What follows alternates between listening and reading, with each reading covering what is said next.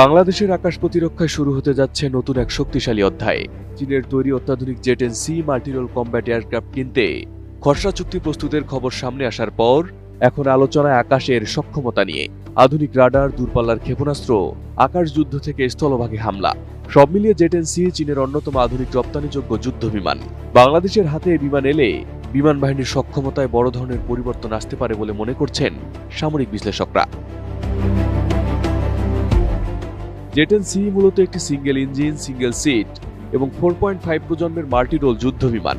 অর্থাৎ একই বিমান দিয়ে আকাশের শত্রু যুদ্ধ বিমান মোকাবিলা, দেশের আকাশ প্রতিরক্ষা এবং স্থল বা সমুদ্রের লক্ষ্যবস্তুতে হামলার মতো একাধিক মিশন পরিচালনা করা সম্ভব। এর সর্বোচ্চ গতি প্রায় ম্যাক 1.8, যা একে সুপারসনিক গতিতে দ্রুত যুদ্ধক্ষেত্রে পৌঁছানোর সক্ষমতা দেয়। এই যুদ্ধ বিমানের অন্যতম বড় শক্তি হল এর আধুনিক AESA বা active electronical scanned array radar.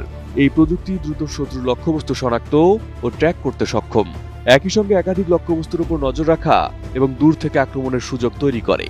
ফলে পাইলট খালি চোখে শত্রু বিমান দেখার আগেই তাকে শনাক্ত করে আক্রমণের পরিস্থিতি তৈরি করতে পারেন।